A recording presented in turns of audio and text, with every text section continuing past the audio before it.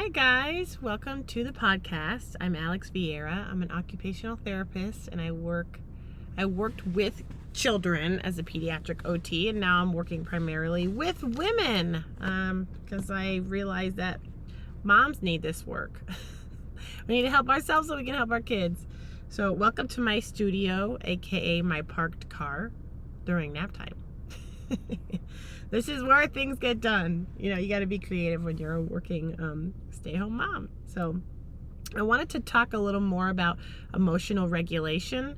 I had the first episode, so I want to go into depth a little more, and then the next episode we'll talk about emotional regulation in children of all ages and how to teach them that.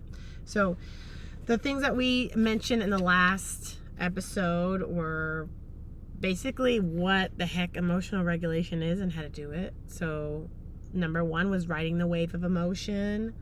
Number 2 was scheduling it in. And 3 was releasing it with intention.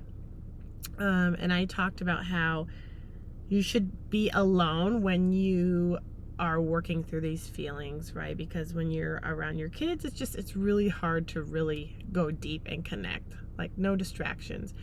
But it's also good to work with a therapist if you haven't, like if you've got some deep stuff going on.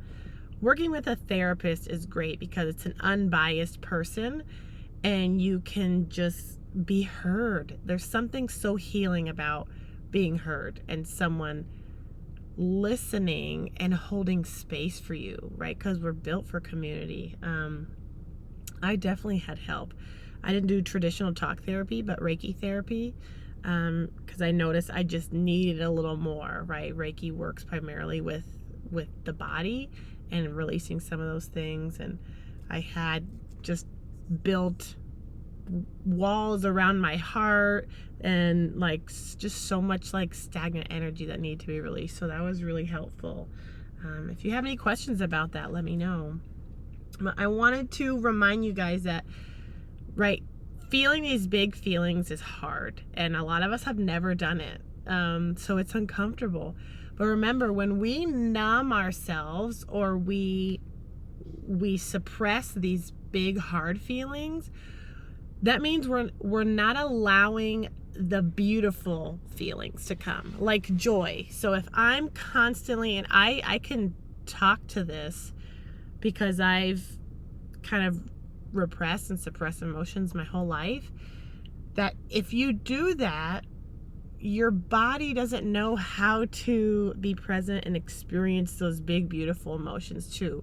Like you're essentially not only numbing yourself to shame and grief and the hard things, but also to the big beautiful things, because your body is so guarded and you don't know how to be open and experience that. Like your nervous system just doesn't feel safe. So that's why it's so important. Remember that there's no bad feelings. I mean, there's hard feelings, like, you know, physically when you're experiencing these feelings, especially if they're past emotions, like, wow, it's difficult, but it's something beautiful about it too. And so I want to talk specifically about grief. So when I think about grief, I think about like the loss of someone, like grieving a person. But we can grieve so many things in our life that we probably never have. So what came up for me was 2 months ago, my brother passed away, and it was really hard. I had decided to quit my job, and then my brother passed unexpectedly, and then I quit my job, and there I was, like, stay-at-home mom with my kids 100% of the time. And I was not grieving. Like, my brother had just passed, like, 2 weeks prior, and I'm like, oh, yeah, fine. Yeah, fine. No, I was not fine. But I was just so busy that I didn't have time to grieve. That's really what happens with this emotional regulation stuff. We're just busy. We don't stop. We don't slow down enough to feel these things. And that's what I was doing. So I had to schedule it in, and I still do. It's still only been 2 months. I had a big cry in church today. I usually hang out in the back, like I sneak in through the shadows, and everyone's like, hey, sit with us. I'm like, no, I'm good. I just release. But yeah, we have to schedule these things in. But not just grieving the loss of a person, but grieving our past life and experiences. For example, like if a lot of us didn't have an ideal childhood and we didn't have someone who could hold space for us in our emotions. So we can grieve that. If you've had certain life experiences, I mean, a lot of times your nervous system is just going to shut that out of your life and it's going to be like it never happened. So bringing that back up and healing and working through it is really hard. That's why therapy can help. But when those emotions come up, a lot of times it could feel like anger. It could feel like a lot of emotions, but a lot of times it's because we never grieved. Like I never grieved my childhood. I was also in like a really crappy relationship. A lot of us have been in that. Maybe you were in a marriage that was just so toxic and it maybe lasted 10 years. And you know what? Maybe you didn't grieve. You didn't grieve that. A big one that comes up for me is grieving my life before motherhood. Like all of a sudden, right? It's like overnight you become a mom. And you're like, yay, motherhood. I love this.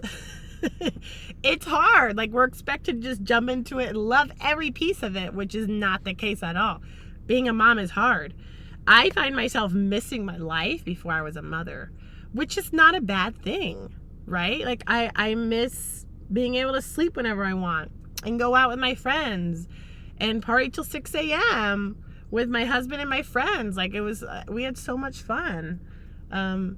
But just because I miss that life doesn't mean I don't love my life now. Like you can hold two feelings. Like I love being a mom, but also miss my life before that.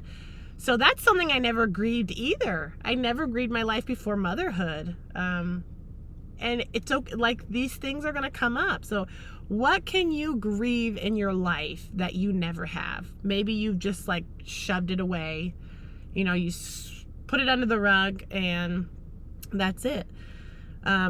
Grieving is important. And you know what? If it's a big thing, like something that came up for me a lot was in my healing journey, a relationship I had when I was 15. Like, I'm like, why is this coming up? Well, maybe because I haven't thought about it in 15 years and it's just deciding to come up. So that was something I never grieved and I never worked through. So remember, if it's something big, you're going to have to heal from it several times, not just release it once, but several times. Journal, work through it, sit with it, process it. It's really about sitting with it and the pain that comes up.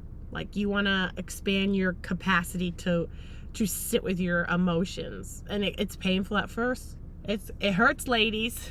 I don't want to do this. It gets easier, I promise. And then giving yourself time afterwards, after you process these emotions. You might just like want to go for a walk or be alone. It could take a couple days, but not holding attachment and judgment like we talked about in the first one, because we are not our emotions. So we cannot become attached to them. So I hope that was helpful. And just remember, it's okay to grieve, and to grieve often. Grieve the parts of you that you've never grieved before, or the past, right? And when we can hold space for these more difficult emotions, it increases our ability to hold space for the big, beautiful emotions. Because I've found myself as a mother, like not fully feeling that joy and that love for my kids, because I've just for so long been suppressing and almost like protecting, right, from those deep, vulnerable feelings. So just remember, reach out for help, schedule it in, and sit with it, okay? It'll be uncomfortable, but it gets easier, I promise. All right, guys, I will see you for the next episode, Emotional Regulation with Kids. See ya.